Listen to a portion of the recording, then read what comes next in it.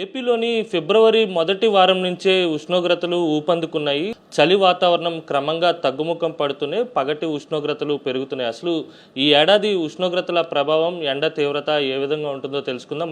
మనతో పాటు senior metrology professor Ramakrishna అందుబాటులో ఉన్నారు, మాట్లాడదాం. సార్, ఈ ఏడాది ఉష్ణోగ్రతలు, ఎండ తీవ్రత ఏ విధంగా ఉంటుంది? క్రమంగా పెరిగేటువంటి అవకాశం ఉంటుంది? 2026 సంవత్సరం one of the hottest year in the past century కింద డిక్లేర్ చేశారండి, ఉంటుంది అని. అదేంటంటే గత 20-25 సంవత్సరంలో చాలా వరకు సిటీస్ ఇన్ ఇండియా 40 నుంచి 45 డిగ్రీస్ రికార్డ్ అయినాయి టెంపరేచర్స్. ఇప్పుడు ఈ ఏడాది తీవ్రంగా ఉండడానికి కారణాలు ఏంటంటే, ఒకటి మారుతున్న క్లైమేట్, ఇంకొక విధంగా ఏంటంటే జనవరిలో కూడా మనకు ఒక డీప్ డిప్రెషన్ రావడం, దాని మూలాన వాతావరణంలో మార్పులు రావడం, కొంచెం టెంపరేచర్ పెరగడం అది జరిగింది. ప్రపంచవ్యాప్తంగా అభిప్రాయం ఏంటంటే ఈసారి ఎల్నినో చాలా సివియర్గా ఉంటుంది.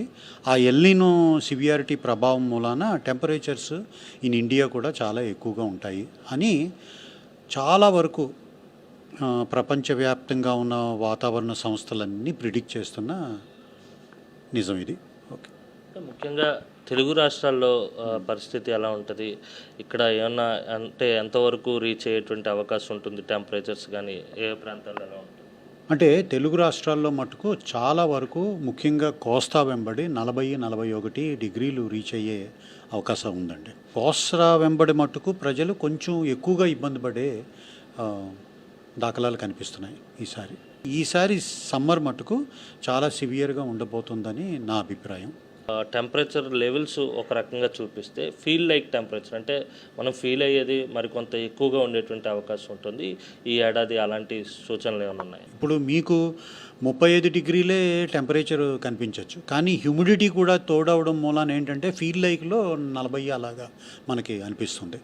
దాదాపు 11 గంటల నుంచి సాయంత్రం 4 వరకు కొంచెం ఎక్కువ టెంపరేచర్సే ఉంటాయి. అయితే మ్యాక్సిమం టెంపరేచర్ రికార్డ్ అయ్యేది మటుకు 2:30 local time, 2:30 the local time maximum temperature record అవుతుంది. అందుకని ఎంతో అవసరమైతే కానీ అనవసరంగా బయటికి వెళ్లకుండా ఉండడం ఈ వేసవి కాలంలో మంచిది. వందేళ్లలో ఎప్పుడు నమోదు కానటువంటి అత్యధిక ఉష్ణోగ్రతలు ఈ ఏడాది చూసేటువంటి అవకాశం ఉంటుందని తీర ప్రాంత ప్రజలతో పాటు తీర ప్రాంతానికి వెలుపల ఉన్నటువంటి ప్రాంతాల్లో కూడా అత్యధిక ఉష్ణోగ్రతలు నమోదయ్యేటువంటి అవకాశం అయితే స్పష్టంగా కనిపిస్తుంది. ప్రజలు కూడా తగిన జాగ్రత్తలు తీసుకోవాలని నిపుణులు సూచిస్తున్నారు. వీడియో జర్నలిస్ట్ అప్పలరాజుతో కలిసి అనిల్, సాక్షి టీవీ, విశాఖపట్నం నుంచి.